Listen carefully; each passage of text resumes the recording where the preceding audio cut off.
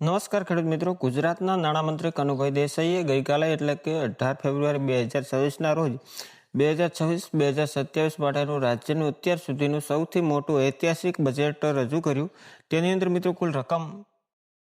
કુલ રકમ ગુજરાત સરકાર દ્વારા આ વર્ષ 4,08,053 કરોડનું બજેટ જાહેર કરવામાં આવ્યું છે. વધારો ગયા વર્ષની સરખામણી મુજબ બજેટમાં 10.2% વધારો જોવા મળે છે.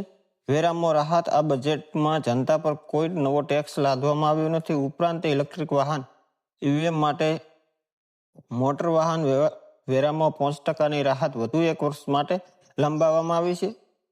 આ મિત્રો જે બજેટ જાહેર કરવામાં આવ્યું તે કઈ કઈ જગ્યાએ ફાળવવામાં આવશે તે મિત્રો આજના વિડીયોમાં વાત કરીશું અને ખેડૂતોને આની અંદર મિત્રો કેટલો ફાયદો થશે તે મિત્રો આજના વિડીયોમાં જાણીશું અને પીએમ કિસાનના હપ્તા વિશે પણ મિત્રો આગળ વિડીયોમાં વાત કરીશું.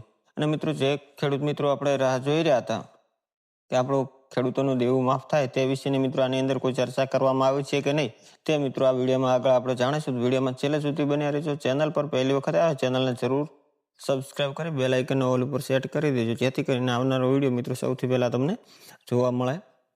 હવે મિત્રો બજેટ કઈ કઈ જગ્યાએ ફાળવવામાં આવશે તે મિત્રો અહીંયા જણાવવામાં આવ્યું છે કે બજેટમાં શિક્ષણ, સ્વાસ્થ્ય અને રમતગમત જેવા ક્ષેત્રોમાં વિશેષ ભાર મૂકવામાં આવ્યો છે.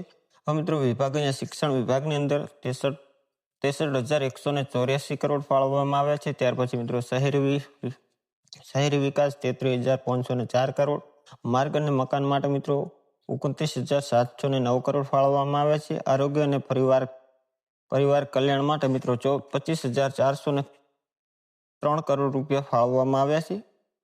ત્યાર પછી મિત્રો કૃષિ અને ખેડૂત કલ્યાણ માટે 24,022 કરોડ જેટલા અહીંયા મિત્રો પૈસા ફાળવવામાં આવ્યા છે. તો હવે મિત્રો આગળ આપણે જાણીએ કે ખેડૂત મિત્રોને આની અંદર કયા કયા ફાયદા અને લાભ જોવા મળશે. સૌથી પહેલા મિત્રો સામાન્ય જનતા અને ટેક્સમાં રાહત. કોઈ નવો ટેક્સ નહીં. આ બજેટમાં જનતા પર કોઈ નવો વેરો નાખવામાં આવ્યો નથી, જે મોંઘવારીના સમય માટે મોટી રાહત છે. ઈવી પ્રોત્સાહન. પર્યાવરણને ધ્યાનમાં રાખી ઇલેક્ટ્રિક વાહનો પરના મોટર વાહન વેરામાં 5%થી મુક્તિ વધુ એક વર્ષ માટે લંબાવવામાં આવી છે. બીજા નંબરમાં મિત્રો શિક્ષણ અને યુવા કલ્યાણ. નમો સરસ્વતી અને નમો લક્ષ્મી યોજના.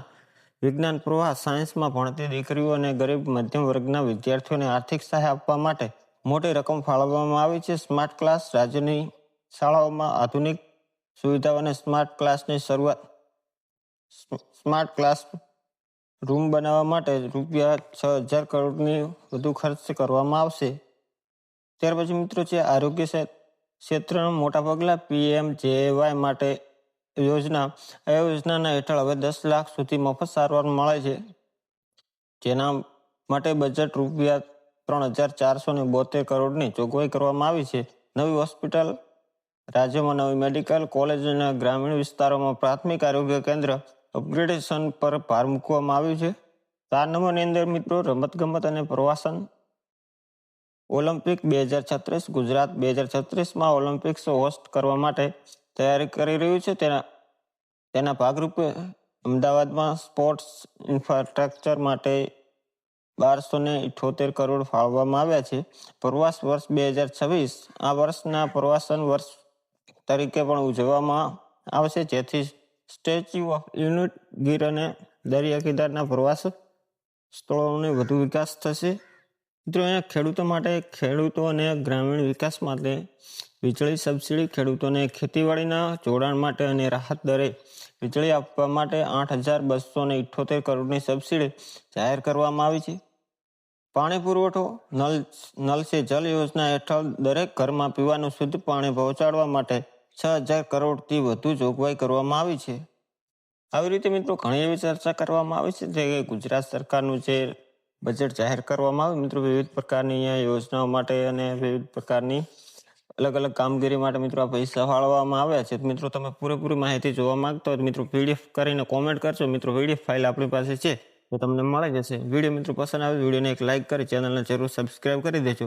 મિત્રો અહીંયા કોઈ પણ PM કિસાન રિલેટેડ કે હપ્તામાં વધારો કરવામાં આવે તેવી મિત્રો અહીંયા કોઈ પણ ચર્ચા કરવામાં નથી આવી. ત્યાર પછી મિત્રો જે ખેડૂતોના દેવા માફી વિશે મિત્રો તમે ન્યૂઝ જોતા હશો તેની અંદર મિત્રો કોઈ પણ એવો ફેરફાર કરવામાં નથી આવે કે ખેડૂતોના દેવા માફી વિશેની કોઈ પણ ચર્ચા કરવામાં નથી આવી. તો તો મિત્રો તમે પીડીએફ ફાઇલ જો જોવા માંગતા હોય તો મિત્રો પીડીએફ કરીને કોમેન્ટ કરજો. તો મિત્રો તમને પીડીએફ ફાઇલ હું આપી દઈશ. મિત્રો વિડીયો પસંદ આવે તો વિડીયોને એક લાઇક કરી ચેનલને જરૂર સબસ્ક્રાઇબ કરી દેજો. મળીશું આપણે એક નવા વિડીયો સાથે. જય હિન્દ, જય ભારત.